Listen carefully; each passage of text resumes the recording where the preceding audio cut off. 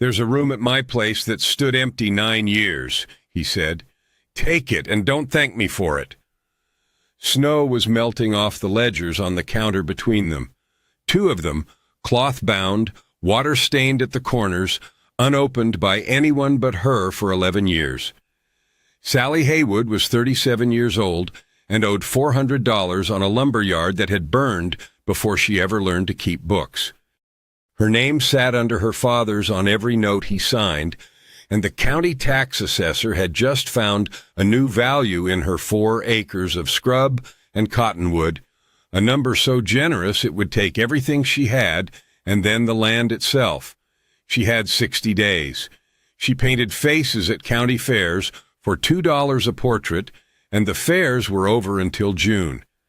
If this story pulls you in, drop a comment and tell me the exact moment you first felt it turned between them. Everyone picks a different one, and I love that. If you are new here, subscribe and turn on notifications, and I promise the next story will be even harder to walk away from. Now, why would a man who said perhaps 40 words a week to anyone in Cedar Hollow offer a woman a room without asking a single question about the debt following her, or the father who left it, or the boarding house in Cheyenne where she once paid week to week on a seamstress's wages and learned to eat 1 meal a day and call it enough? And what was she truly afraid of? Not the assessor, not the auction notice. Something smaller and worse, the thing that woke her at 4 a.m, that she had passed the age where anyone would find her worth the trouble of keeping. There were parts of Tobias Monroe's life she had only ever seen the edges of. The mud on his boots, the plane wagon, the way he bought things nobody needed. Before we go back to the beginning, before the church supper and what Cyrus Sedgwick stood up and said in front of 60 people, "Tell me where you are watching from tonight." I read every one. 62 days before the church supper, the mail came in late. Sleet had caught the stage on the grade above Cedar Hollow, and by the time the sack landed on the counter of the general store, it was black outside and the lamps were lit, and 11 people were standing in a room built for 6. Sally Haywood stood at the back with her hands folded and her coat buttoned to the throat, because the coat was the warmest thing she owned, and she had learned not to open it in a crowd. It had been turned once. You could see the seam if you knew where to look, and in a town of 300 people, everyone knew where to look. Ada Prentice ran the post window the way some men run a bank. She read every name aloud before she handed it over, and she read them slowly, and she let a little air sit after each one so the room could do its arithmetic. "Haywood," she said, 2 envelopes. One was thin and had a Cheyenne postmark, and Sally knew that hand, a collector's clerk who wrote in the same patient script every 30 days, as though patience were a kind of mercy. The other was heavier, cream paper, the county seal pressed into the corner like a thumbprint in dough. She did not open either one at the counter. She had made that mistake in August. Behind her, Verna Clee was telling someone that a woman alone gets particular ideas about what she's owed. She was not speaking to Sally.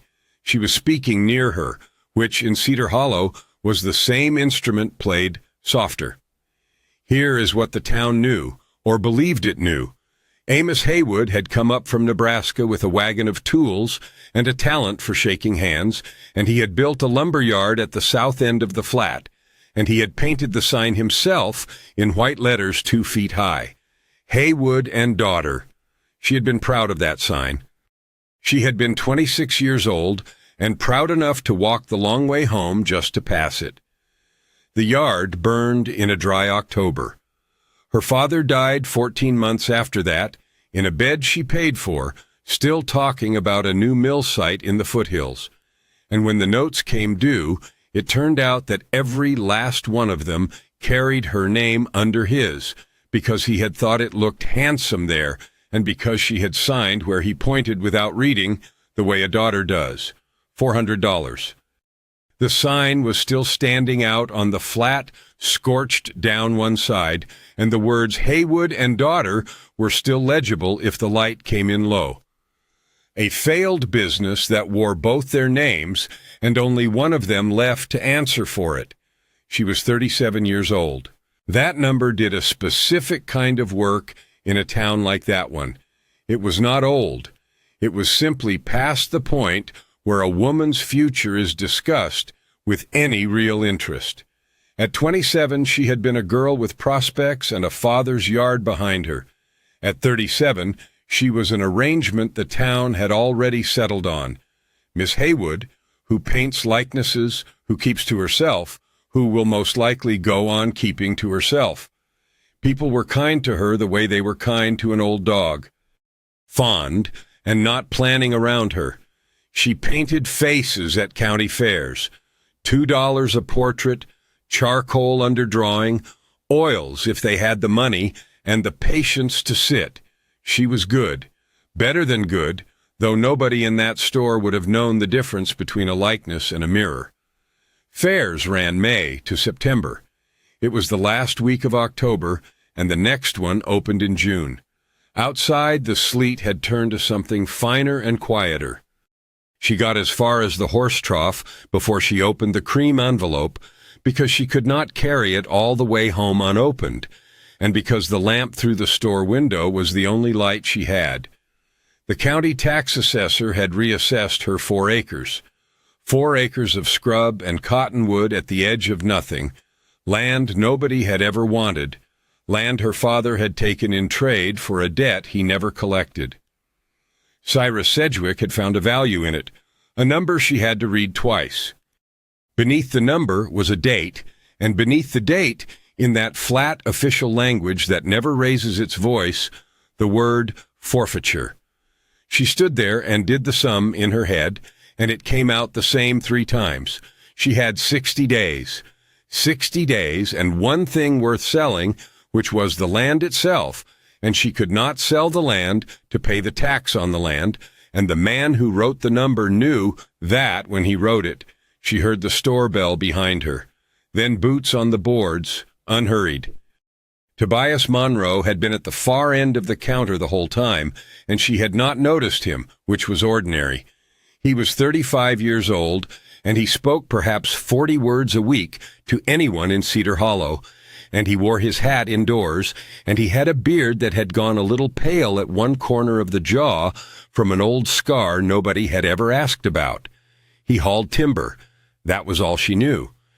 He came in with mud to the knee, and bought things nobody needed, and drove out again in a plain wagon with the tailgate rattling. He did not stop next to her. He went to his wagon, set something in the bed, and then came back with a small crate under one arm and set it down on the boards at her feet. Prentice had turpentine come in, he said. 2 tins. Nobody's going to want the second one. That was it. He touched the brim of his hat with one finger and went to the horses. She looked down. Turpentine, 2 tins. Linseed oil, a packet of lamp wicks, and underneath, wrapped in newsprint, 4 tubes of paint, and one of them was flake white, which she had been out of since the Laramie Fair, which she had told exactly no one. She said his name. He was already turning the wagon. Mr. Monroe. I can't pay for this. I didn't ask you to, he said. That was the whole conversation.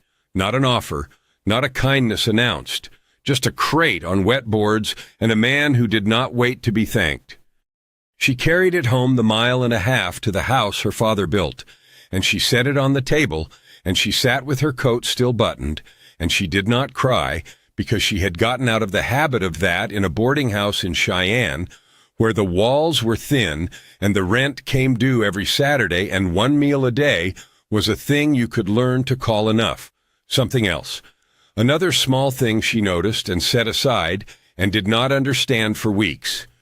Last winter, in February, someone had left a 1/4 cord of split pine stacked against her north wall. She had assumed the church. She had thanked the church, in fact, standing in the vestibule, and the deacon had looked at her a moment too long before he said, "You're welcome." On Sunday, the congregation would meet in the schoolhouse because the church roof was being reshingled, and Cyrus Sedgwick would sit in the second row with his wife and his good coat and his standing, which he had built out of favors over 19 years, one at a time, the way other men build fence.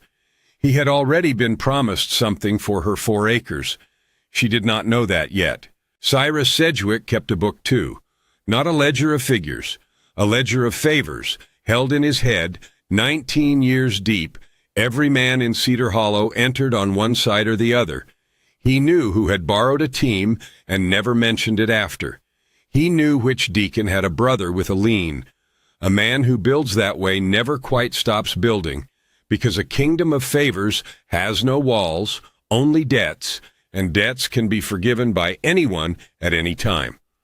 So when a certain banker in Cheyenne wrote to say there was a parcel he had an interest in, and that a fresh assessment would be remembered kindly, Cyrus did not hesitate. When everything a man owns is other people's goodwill, control is the only thing left to hold. He signed the notice on a Tuesday. He did not think about her once. On the first Saturday of November, a wagon came down the foothill road. Sally heard it before she saw it, the particular rattle of a tailgate that did not sit true in its chains, and she stood at the window with a rag in her hand and watched the team come on through the wet. The foothill road ran past her house and then bent south and added better than 2 miles to any trip into Cedar Hollow. Nobody used it who was in a hurry. He stopped at her gate. He did not come to the door until she opened it. "Ma'am," he said, "I've got a thing to ask, and no good way to ask it." "Ask it. My mother has no likeness. She died in Missouri, and there's no photograph of her anywhere on this earth. I can tell you her face. I wondered if you could paint from telling." Sally had painted 900 faces from life, and not one from a voice. She said she could try. She said it would likely be wrong. He set $2 on the table, flat, the way a man sets down something he does not intend to pick back up. "Then it can be wrong," he said. She made coffee because it was cold, and because it was what you did. He sat with his hat on and his hands around the cup, and he described his mother for perhaps 20 minutes, the wide-set eyes, the crooked eye tooth, the way her hair never held a pin past noon. He talked more that morning than he had talked in Cedar Hollow all year. Then he stopped and drank and put the cup down. He put it down exactly inside the ring it had already left on the wood. He said he'd come back Saturday if that suited. Then he was out the gate and gone. Another small thing she noticed. Before he left, he took the water bucket off the step, walked it to the pump, filled it, and set it back on the step in the same spot, turned the same way, handle laid over to the left. She had not asked. He had not said. And that evening, hauling wood, she found herself looking at that handle for a long moment before she understood why. The second Saturday, the tailgate again, and sleet coming sideways. She had the underdrawing done, charcoal, a woman's face built out of a stranger's sentences. He looked at it a long time. "The mouth," he said. She held it tighter than that, like she was deciding whether to laugh at you. She fixed the mouth. He watched. When she reached for the flake white, he moved the tin out of her way, and their fingers almost touched. Almost.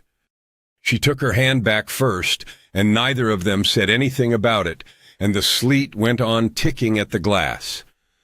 That was the morning the front door stopped squealing. She noticed on Sunday. The hinge had complained for 4 years, a sound she had stopped hearing the way you stop hearing your own breathing, and it was simply gone. There was a smear of grease on the pin, and a new pin in the bottom hinge that was not the pin her father had put there. He never said a word about it. Not then. Not any Saturday after. The third Saturday it snowed, and he brought a second commission. "There was a horse I had when I was 19, he said. "Bay. 1 white foot. I'd like him on paper if you're willing. $2 on the table, flat." She painted the horse. He carried it out rolled in newsprint, tied with twine he had brought in his coat pocket, which meant he had known before he came that there would be something to carry home. She stood at the window and watched him set the roll in the wagon bed, under the seat, out of the weather, careful as freight.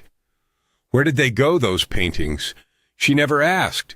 There were parts of that man's life she had only ever seen the edges of. In town, they said he hauled for the mill at Rock Creek. They said it the way you state a man's wages. Verna Clee said, in the general store, at a volume built for the room, that a man with a wagon that plain must work awfully cheap. Sally had seen what was in the wagon bed.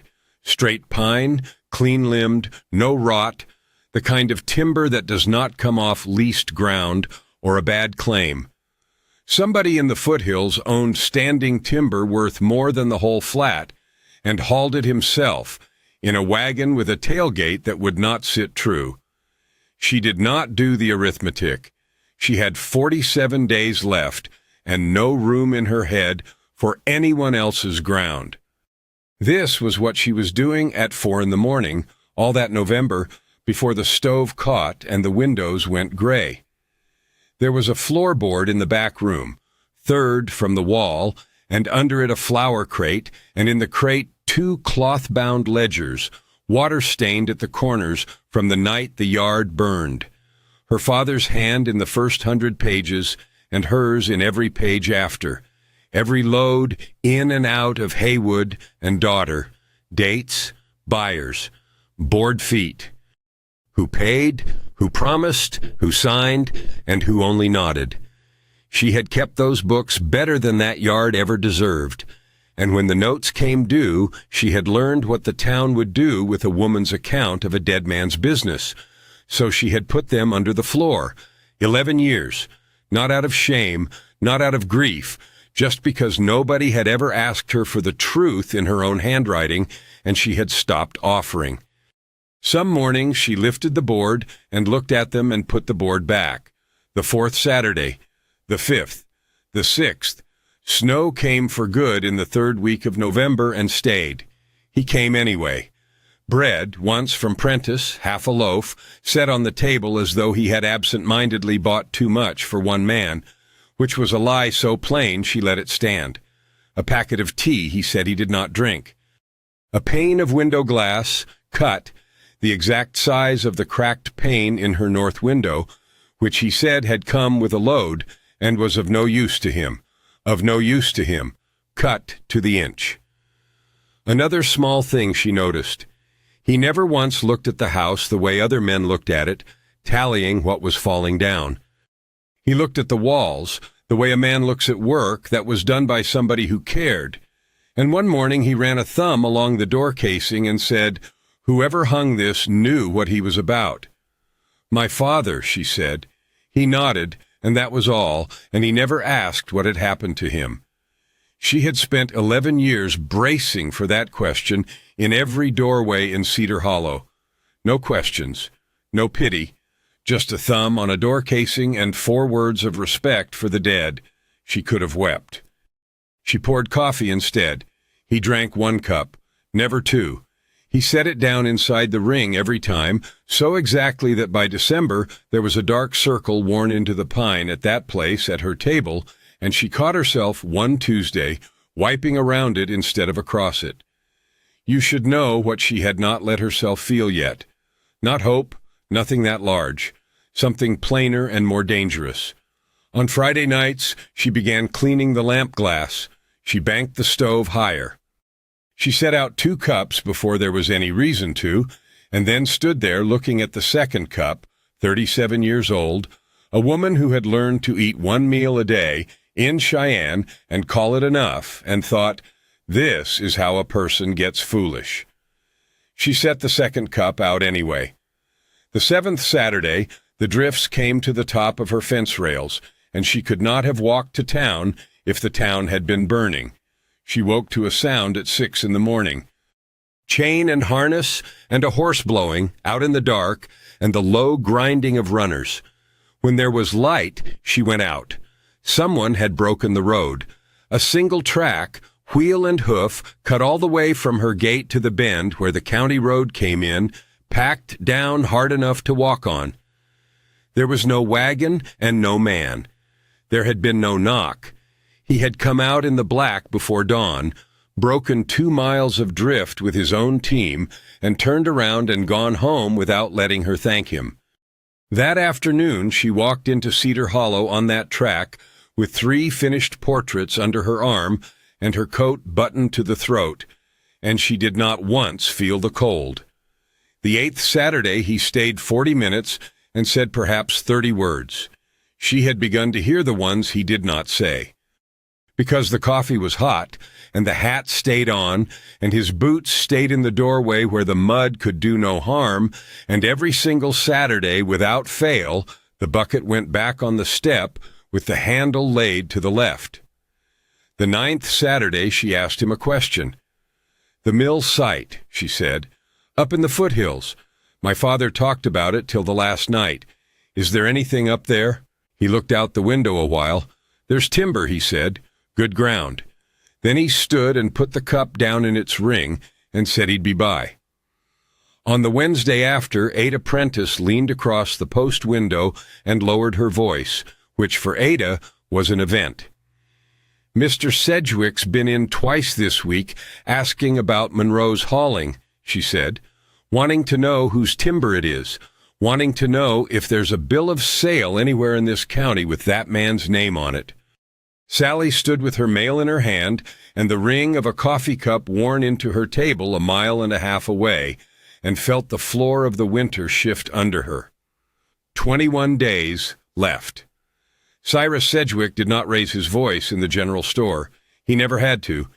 He came in on a Thursday with the collar of his good coat turned up and stood by the stove and said, to no one in particular, that it was a fine thing when a woman in arrears could still find money for paint.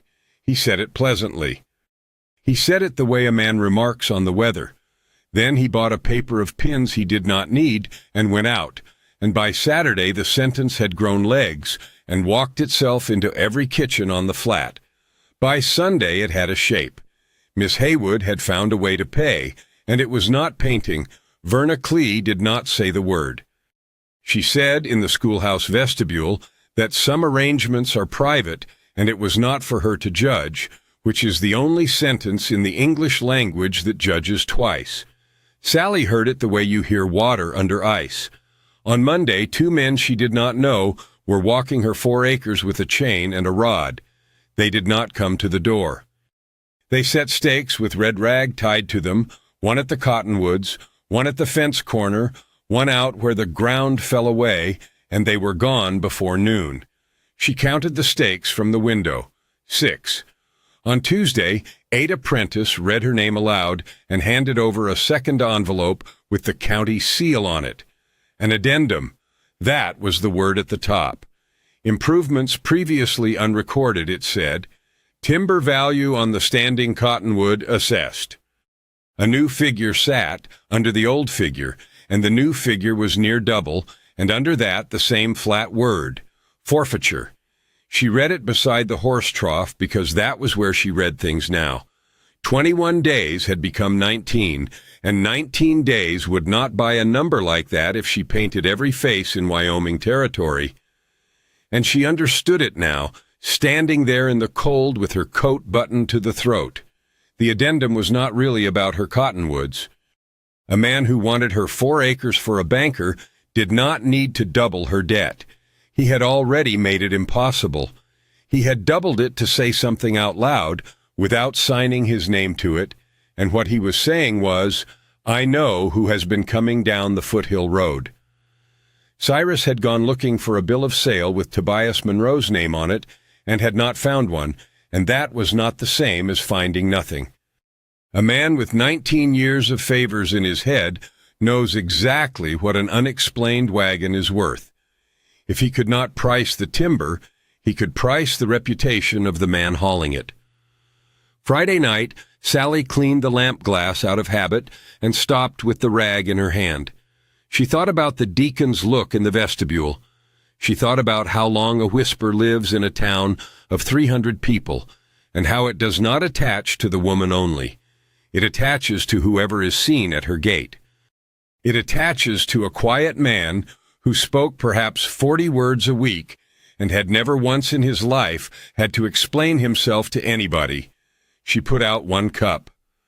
Saturday she heard the tailgate at the bend before she saw the team, and she was all ready at the door, and she went out to the gate in her shawl so he would not have to come up the walk where anyone on the county road could see him do it. "Mr. Monroe," she said, "I'd rather you didn't come out here a while." He sat on the box with the lines in his hands and the snow coming down between them, and he did not ask why.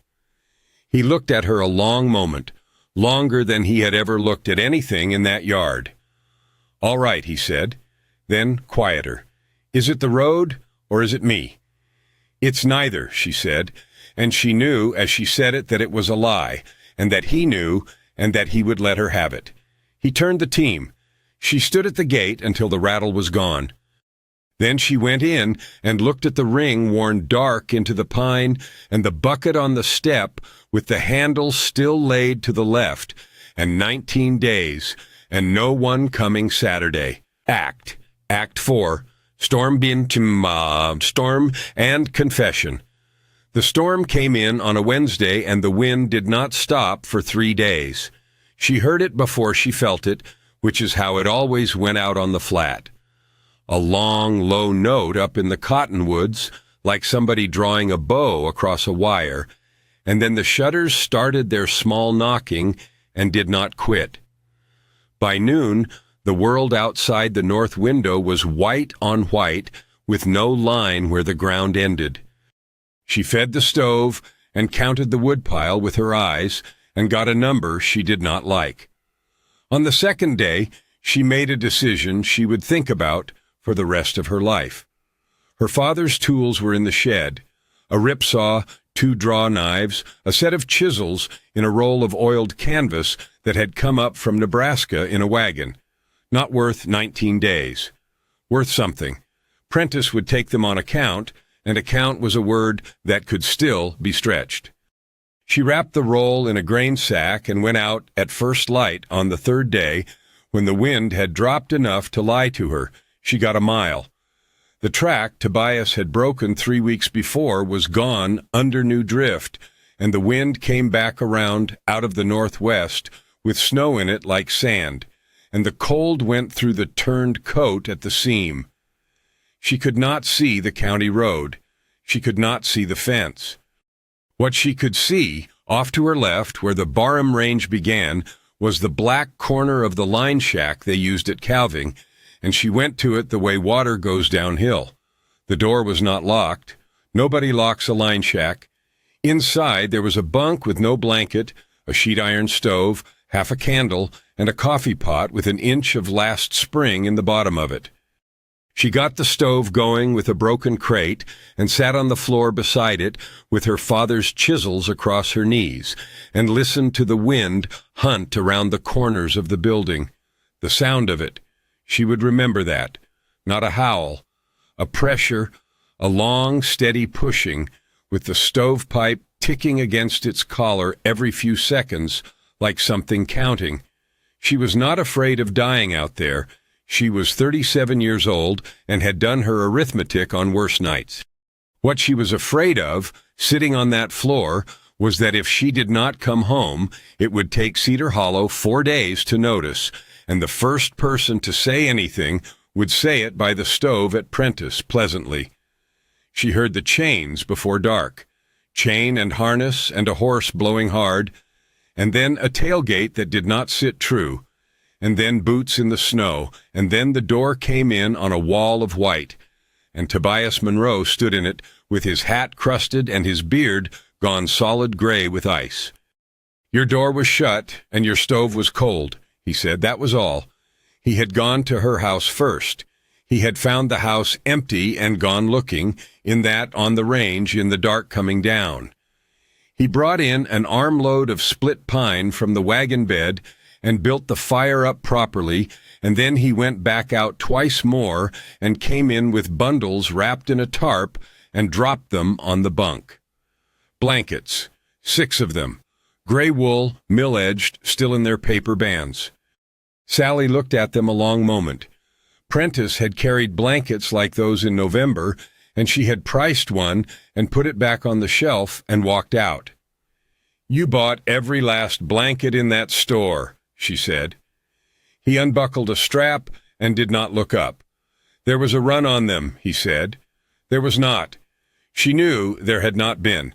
That was the second lie of his she let stand, and it was the one that undid her. He made coffee.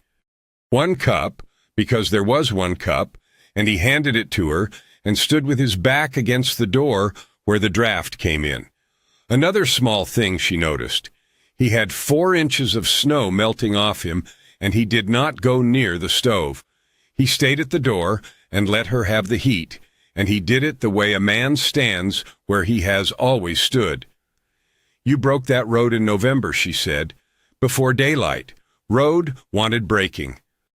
Last February, somebody left a 1/4 cord of pine against my north wall. I thanked the church for it. I stood in the vestibule and thanked the church." He turned his cup a half-turn in his hands, which was, for him, a considerable speech. "The church didn't bring you that pine," he said. The stovepipe ticked. Outside, the wind changed its mind and came around the other way. She had not planned to tell him. There was no reason on this earth to tell a man about 2 water-stained ledgers while sitting on a plank floor 6 miles from anywhere. But he had come out into a whiteout looking for her and had brought 6 blankets he had bought in November for a woman who had not asked him for anything and had stood in the draft so she could have the fire, and something in her that had been shut under a floorboard for 11 years lifted the board. "I keep my father's books," she said. He waited. Both ledgers. Every load in and out of that yard, dates and buyers and board feet, his hand for the first 100 pages and mine for all the rest. "They came out of the fire. I have had them 11 years, and I have never shown them to one living soul in Cedar Hollow. Not the bank, not the lawyer in Cheyenne, not the men who came to say my father had promised them lumber he never delivered. I let this whole town decide what he was and what I was, and I sat on the truth in my own handwriting because nobody ever asked me for it, and I was too proud to offer." She heard her own voice go thin, and she stopped it. "That is not a woman keeping accounts," she said. "That is a woman hiding." Tobias Monroe set the cup down on the corner of the stove. "You kept a true set of books on a dead business for 11 years, he said, "when there wasn't a soul alive who was ever going to read them. I did. Then there's 1 honest ledger in this county," he said, "and it's under your floor." That was it. No astonishment, no pity. Just that, said flat, the way a man reads a scale. And then after a while, quieter, looking at the door and not at her. "When something's worth keeping, you keep it whether anybody asks or not. I'd have thought better of you for it, if I'd have known. I think better of you now." She sat with the blankets on the bunk beside her and did not trust herself to speak. The wind quit at 3 in the morning.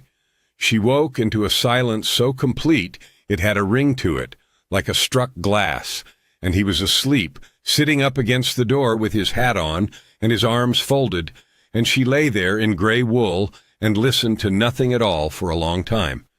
He had her home by 9. He carried the blankets in and stacked them on her table, all 6, and put her father's chisels back on the shed nail and filled the bucket at the pump and set it on the step with the handle laid over to the left. Then he stood at the gate with the lines in his hands. "I'll keep off this road," he said, "like you asked, Mr. Monroe. But when this is over," he said, "save me a seat at your table." She was still standing there when the rattle died at the bend. 14 days. On Friday she walked in for salt, and the room by the stove went quiet a half-second too long when the bell rang, and Ada Prentice came around the counter and took her elbow and set it low and fast.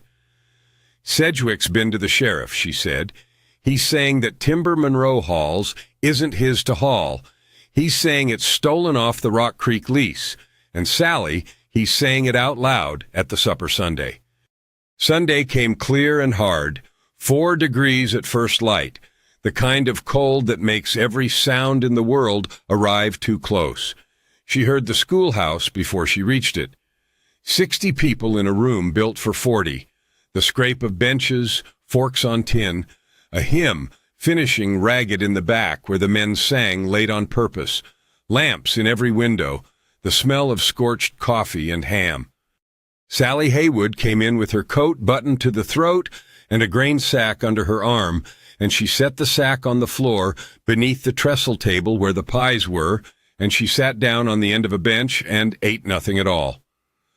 Cyrus Sedgwick waited until the plates were down. He always waited. A man who has spent 19 years learning when a room is listening does not squander the moment. He stood with his coffee still in his hand. "There's a matter," he said pleasantly, "that I'd rather raise here than let go around behind people's backs."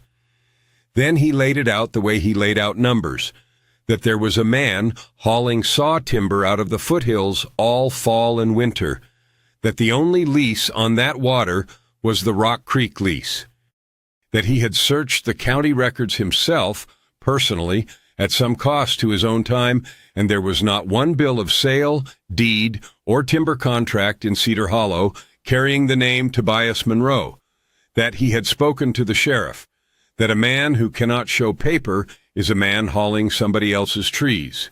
And then, because he could not help himself, he added the other thing, softly, almost kindly, that it was a curious business, a woman in arrears finding money for paint, and a wagon on the foothill road every Saturday, and he would say no more about it than that. He said it to the room. He did not once look at her. The sheriff was standing by the stove with his hat in his hands, looking at the floorboards. Sally Haywood stood up. She did not raise her voice. Later, people would remember that most of all. She lifted the grain sack onto the trestle table and untied it and set out 2 cloth-bound ledgers, water-stained brown at the corners, and opened the first one flat. "Mr. Sedgwick," she said, "my father hauled and bought for 11 years, and I kept his books. Every load in and out of that yard is in these 2. His hand for the first 100 pages. Mine for all the rest. Nobody moved.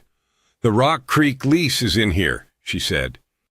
14 entries, 1873 through 1879, every one of them paid to the leaseholder and entered under his name, and every one of them describing the ground, the timber below the creek fork, and no higher. My father bought off that lease, and he bought north of it, and they were never the same seller and never the same page, because a man who mixes his sellers loses his money. She turned the ledger around so it faced the room, and she looked at the woman who had read her name aloud at the post window every month for 11 years. "Miss Prentice," she said, "you read better out loud than I do. Would you read the entries under the north benches?" Ada Prentice came up to the table and put her spectacles on and read them out in that flat, clear voice built for a room. Dates, board feet. And in the buyer and seller column, 14 times in a dead man's careful hand, and then in his daughter's, one name, Monroe. Ada stopped at the last page and read the note under it, because it was written in the margin, and she was not a woman who skipped anything. Offered to buy the north bench and the mill site both. Not for sale. Family ground, held since before the lease. Amos Haywood had wanted that ground until the last night of his life. He had never gotten it, because it had never once been for sale, because it already belonged to somebody. The sheriff came over and took his own folded paper out of his coat, the lease description, and laid it beside the page and read from one to the other twice. Then he said, to nobody in particular, that the creek fork was the creek fork, and everything above it had been Monroe ground for 30 years, and that he had ridden past that timber his whole life without once wondering who owned it, and he supposed that was on him. That was when the room began to turn, and it did not turn the way a room turns for a speech. A Bar M writer named at the far end said he had gone out to the line shack Thursday to check on the stove and found it filled to the door with split pine, more wood than had been burned, and a note waited under the coffee pot saying she was sorry for the crate she had broken up and would pay for the candle. Then the deacon set his cup down and said the church had never brought any quarter cord of pine to the Haywood place last February, and he had let her thank him for it in the vestibule, and he had been ashamed of that ever since. Then Prentice said, from the door, that 6 mil blankets had gone out of his store in November, all 6 at once, paid cash, and there had been no run on them, and the man who bought them had asked him not to mention it. Then Verna Clee said, into the quiet, that she had spoken about that woman in this very vestibule, and she would like it known she had been wrong, and she said it looking at the floor, which is the only way that sentence gets said honestly. Cyrus Sedgwick set down his coffee and picked up his hat and left through 60 people who did not move aside for him as quickly as they once would have. He kept his office. He kept his name on the door and his second-row seat. But the addendum was withdrawn in January by a clerk who had suddenly never heard of it, and the banker in Cheyenne never wrote again, and for the rest of his life, at every supper in that schoolhouse, men who owed him favors talked around him instead of to him. He had built 19 years out of being the one who knew. After that Sunday, he was the one who had been told.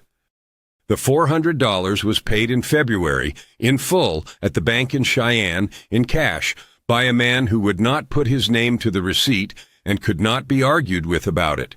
Spring came up out of the ground the way it does out there, all at once and muddy. The cottonwoods on her 4 acres went green at the tips, and somebody pulled the 6 stakes with the red rag and stacked them by the fence corner without being asked. And the scorched sign out on the flat came down in April because she asked 2 men to take it down, and they did it the same afternoon. He came back on a Saturday. Tailgate rattling at the bend. He filled the bucket first. Handle laid over to the left. Then he sat at her table with his hat on and drank 1 cup of coffee and set it down inside the ring worn dark into the pine. And he said the thing he had come to say the way he said everything, plainly, as though it were the second half of a sentence begun in November.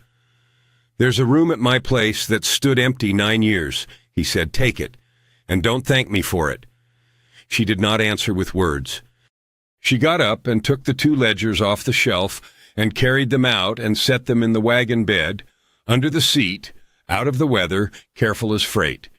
Then she came back and put her hand out, and he took it, and they stood there in her doorway a while, 37 years old and 35 years old, holding hands like 2 people who had already spent a winter being honest.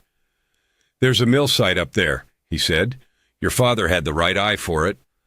I've never known what to do with the ground, and I'd like somebody to argue with me about it." "Then I'll argue," she said. "When I think about them, it isn't the schoolhouse I come back to. It's a bucket set on a step, handle turned to the left, every Saturday of a Wyoming winter, by a man who never once mentioned it. Some people say love in the words. Some people say it in the small chores they do before you wake up. If this story stayed with you, tell me where you're listening from and what moment touched you most. Drop a comment, and if you are new here, subscribe and turn on notifications. If you'd like more quiet evenings by the fire, lonely roads, quiet cowboys, and hearts finding their way home, come back for the next one. Thank you for staying to the very end. I will see you in the next one.